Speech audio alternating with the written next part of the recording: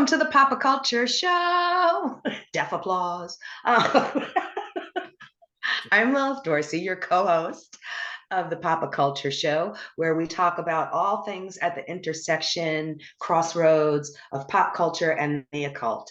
This is my co-host, Jason Winslade, and we are in a season of green, I guess.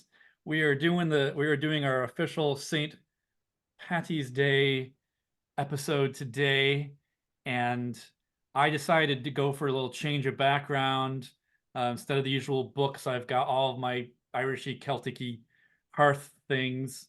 Got a little Bridget going on there, a little Bridget's Cross, and goddessy stuff, and good times because we're nearing spring. Not quite there yet, although in Chicago, if you want all four seasons in one day, sure, why not? That's where we're at right now in the Windy City. I don't know, how's things going on down New Orleans way. You're post-carnival, you got the carnival crud, it's the whole thing. I do have the carnival crud. I apologize in advance. But yeah, pretty much spring has sprung. We had a couple of 80-degree days. There's buds on all my lemons and citrus trees, and everything is popping out and budding. And yeah, pretty much we're about to shift into extreme summer. So yeah, I would say spring is here. Extreme. Well, today we are actually, it's funny, last show we had Dr. Jane Barnett, who had just published a book with Routledge. And this show, we have another scholar who has just been published in Routledge. So we've got two academic scholars in a row for our shows recently. But this time we're actually focusing on a beloved classic, Darby O'Gill and the Little People. This is one of my favorite movies, and Dr. Jenny Butler is one of my favorite people. So I'm so happy we can make this happen. To me, it would really be doing a disservice to both the film and the country of Ireland as a whole if we didn't have somebody to speak from that perspective, because I get so tired of people sort of, packaging, leprechauns and Lucky Charms and everything for the American public. So it's really an honor to be able to have her here today to speak. She came to visit me not that long ago in New Orleans, so that was a great treasure. And we actually all met at a conference. So this is sort of, in a way, a reunion of a conference that we did over a decade ago. So that makes me happy. It warms my cockles. Right. Did we all meet her in the same place? I think so. Yes. I think so. Yeah. Yes, Yeah. yes. We've been long distance friends with Dr. Butler for quite some time, and she's brilliant and one of the foremost scholars on Irish paganism, if not the foremost scholar at this point. So we are going to have her on in just a minute. So we'd like to welcome our friend Dr. Jenny Butler, all the way from Ireland, to talk about Darby O'Gill and the Little People today. Welcome, Jenny. Great to see you. Thank you. Good to be here. Now, I know that you're a lecturer in the study of religions department in University College Cork. Is that correct? Yes. And on your website, yeah, where she teaches various courses, including Myth and Magic, an introduction to the study of Irish folklore and mythology, Western esotericism and new religious movements, folk religion in a globalized world, and contemporary religions in Ireland. So you're one of the foremost scholars of Irish paganism right now. And you've been on all kinds of documentaries, and I see you all the time on History Channel and Smithsonian and all that stuff. So you have a book coming out shortly with Routledge, 21st Century Irish Paganism, Worldview, Ritual, Identity. So you're talking about, you're a folklorist, but you're talking about contemporary practices, right? Yes. So my background was in folklore study, and I moved into the study of religion. So I do both. I'm a scholar of religions, anthropologist of religions, as well as a folklorist. So I use ethnographic methodology. So I interview people, and with pagans, I take part in rituals and festival celebrations. And I also have a project, Fairy Lore and Landscapes, where I interview people about their experiences and visit so-called fairy places. Oh, nice. So fascinating. I'm so excited that you could be here on our show. You came to visit in New Orleans not that long ago, and just talking about what you did, I'm so excited because I think so many people here outside of Ireland get these things horribly wrong. So it's an honor to have you here and to sort of help us learn exactly what is the deal with some of these things that Jason, hold up your Lucky Charms box that we've There you go. Yeah, well, every year, right? Every year I around. like how you had that ready. Oh yeah, it's all. I'm having breakfast later. Yeah, I mean, every year around St. Patrick's Day, there's always some horrible meme about St. Patrick and the snakes and paganism and all that. And every year I'm like, nope, nope, nope. This has, this has no understanding of Irish history behind it. There's just really, people just believe all kinds of just nutty things about Irish paganism. And so, yeah, it's great to have someone who's an expert of that, so we can talk about it. One of the reasons we chose Darby O'Gill and the Little People, for us, it was always this iconic thing.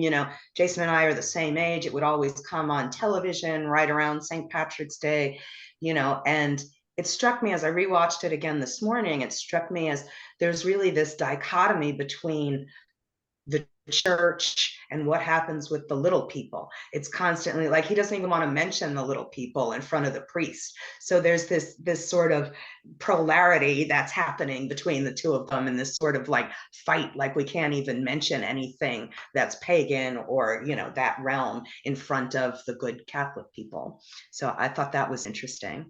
Yeah, and the priest in Darby O'Gill at one point refers to the powers of darkness. And I thought one of the things that stood out to me in Darby O'Gill is the king of the fairies refers to the fairies themselves as the unblessed spirits, which I thought was quite interesting. That came into it from the fairies' perspective, that they are, that same dichotomy between them and the Christian. So yeah. Yeah, so Darby O'Gill and the Little People came out in 1959. Walt Disney, of course, Walt Disney Productions. And yeah, when I was a kid, I mean, obviously, I wasn't that old when it came out, but in the 70s when it was being re-released in theaters, and I remember seeing a trailer for it, and I might have even seen it in the theater when I was a kid. I don't remember, but I know it was a very popular film. And I was just looking at some of the critical reception, and it's considered by some critics to be like one of the best fantasy films ever, and not just one of the best Disney films, but one of the best just fantasy films. And looking back on it, I was like, okay, well, not knowing actors in the 50s, but of course recognizing Sean Connery. And the funny thing is that in critical reviews, Sean Connery is the one that gets they're like, oh, he's wooden. he wasn't too well liked in the reviews of that. Everything else was great, but it's funny that Sean Connery is the one that became popular. So yeah, it was. I'd love to know what Sean Connery thought of the film, actually, being Scottish, because they would have many similar Gaelic traditions, especially Sure. about like fairies and the banshee. That's all a shared culture. So what's interesting about the background of this is that Disney himself And of course, I'm pulling off of the Wikipedia page, which has actually quite a decent amount of citations from various news articles and things like that. He conceived of it during a trip to Ireland with the Irish Folklore Commission in 1947. He studied Gaelic folklore for 3 months at the Dublin Library and received input from the Shenki. Is that how you say it? Shenki? Shanachie. While developing the film. But Lilith and I were talking earlier about how not only was he studying Gaelic folklore at the Dublin Library, but he was buying it. Yes, we talked about this when I saw you, that, I went to the Leprechaun Museum in Dublin. I think it was the same year it opened. And one of the things that struck me is they have the original lobby cards from Darby O'Gill there. And they talked about when they were trying to get some of the early archival material, a lot of that was already bought up and owned by Disney. So I thought that was fascinating. He went around and bought all the leprechaun stuff he could and all the fairy stuff that he could. And apparently it's still part of his estate. So that's fascinating to me, I mean, not surprising, but still fascinating because, here we go. He really does own some of this stuff. And, we're back to this again. What does it mean if somebody takes ownership of it and then repackages it for the masses? Hollywood colonialism, right? Yeah, definitely. It's nice to know that he immersed himself in the culture to some extent, And for those who don't know, a Shanachie, Shan means old in Irish. So a Shanachie is a kind of storyteller that would also be like usually someone who's knowledgeable about folklore and like history, local history, that kind of thing. So we have some well-known Shanachies alive today, like Eddie Lenihan.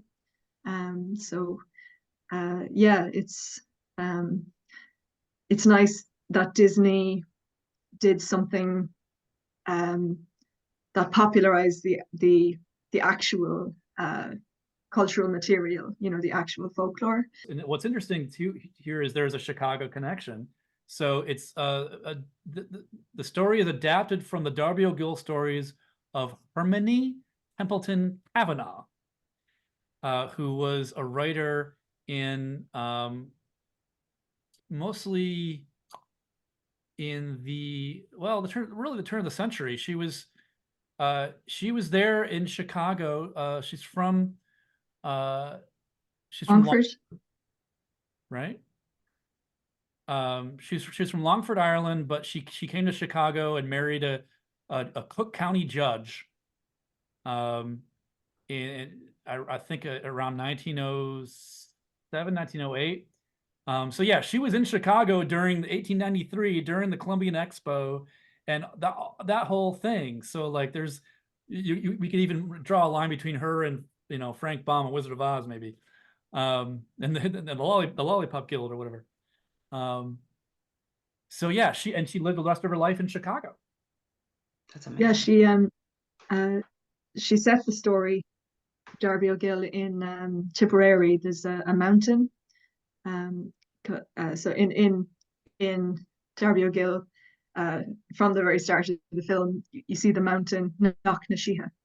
Right. So this word she, is the native term in Old Irish for it's translated into English as fairies, but the terms are not actually equivalent. And so anyway, there's this mountain that's in the book. It's called Knocknasheeha, and in where she took the inspiration from was Sliabh na Mon mountain in Tipperary. So in Irish mythology, this mountain has many associations with the other world. There are cairns, these ancient burial mounds at the top of it that are, considered portals to the other world. And we see that in the film where Darby goes inside the mountain into this otherworldly realm with the little people.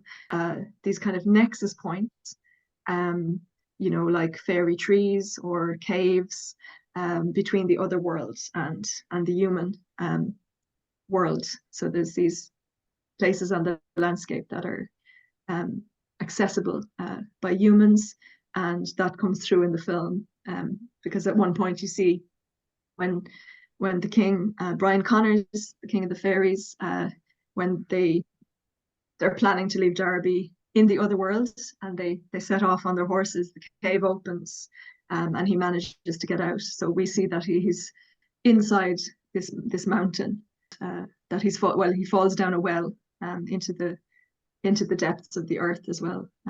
So that's quite true to the mythology and folklore. There are many accounts like that. So even though it's a fantasy film, it's really very accurate in terms of folklore. Yes, and there's a lot in it. There's a lot with the banshee as well. There's and the puka. So the banshee is, as Professor Patricia Lycett calls her, the Ireland's supernatural death messenger. So she is like an omen from the other world, who tells the community of the living that someone is about to die. So when Katie is ill in the film, after being out in the rain, she's being given the last rites by the priest, and things aren't looking good. So the banshee appears, and Darby tries to chase the banshee away, and at one point throws the lamp oil on her, and she bursts into flames. And fire is a protection against otherworldly forces, but it's unlucky, very unlucky in Irish tradition, to try to prevent the banshee. And the death coach that's also in the film, and the headless horseman. It is part of the tradition, but it's more a literary motif. But the way that the banshee is appearing in the film, she's combing her hair. She appears in a kind of ghost-like white, transparent kind of form.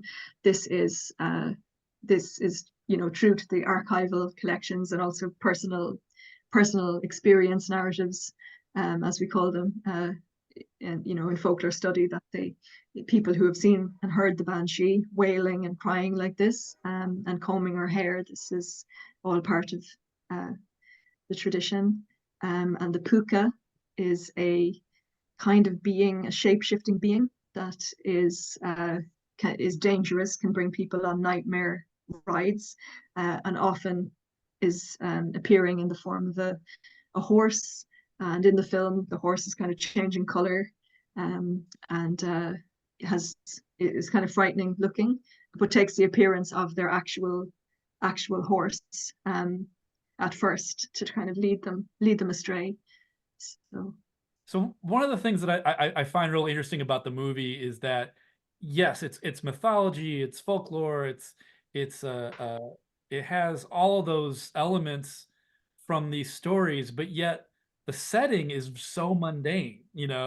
It's like that whole thing of oh yeah, he Sean Connery's character is going to take over this estate, and there's a rivalry with another. And for some reason, it reminded me of Oklahoma a little bit, the musical Oklahoma, because it's all about like families and dowries and weddings and things like that. Yeah, there's a lot that it brings in about traditional Irish culture, and what you said there about it being mundane, but that's exactly it. The other world is close at hand. You could end up there. You could, by accident, you could be abducted.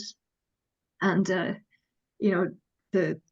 when Darby has captured Brian Connors, King of the Fairies, he threatens to put the come hither on Katie, so to enchant her. So there's always the risk of encountering fairies, of being enchanted,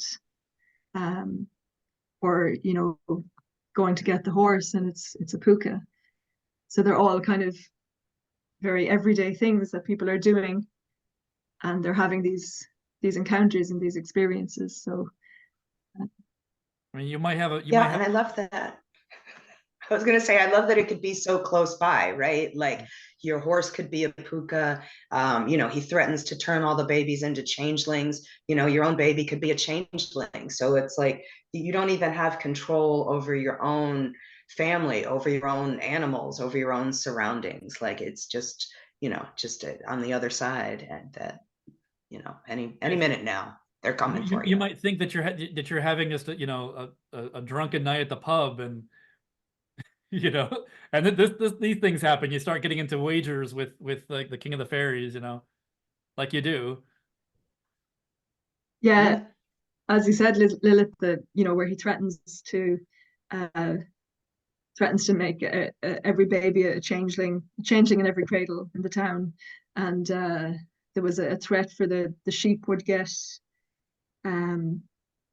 red water or something Yeah, like red this. water. Yeah, I wasn't sure what red water was, but it doesn't sound like anything good. No. This is associated with the fairies, that they can cause animals to get sick and die, that they can cause that a changeling is a fairy in place of a human baby or toddler or adult in some cases. So that these things all reflect the lore and the kind of cultural fears that we find in historical accounts and more contemporary accounts as well.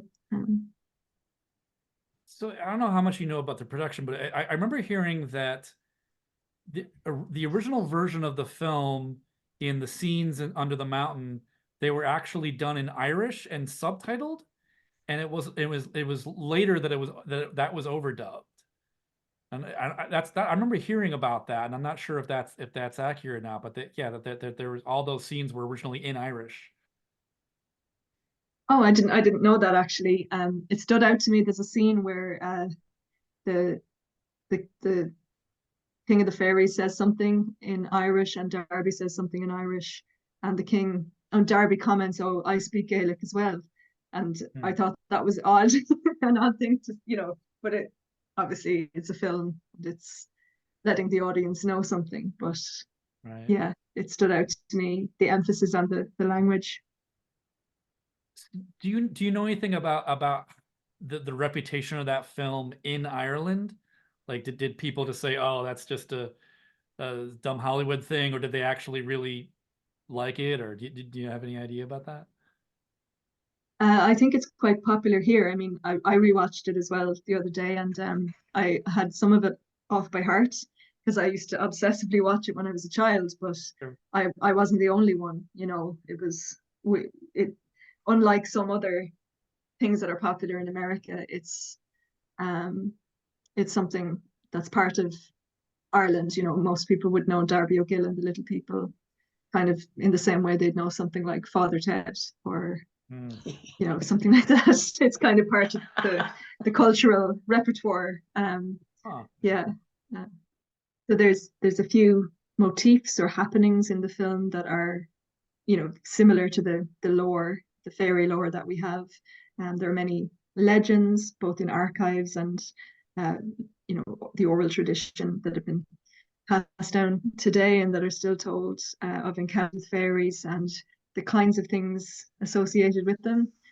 So in the film, this mountain Knocknashee is covered in mist, and this mist is associated in Irish mythology with the Tuatha De Danann Fethfiad or Fethfia, this magical mist that they use to cloak themselves, or that might indicate that they're going to appear.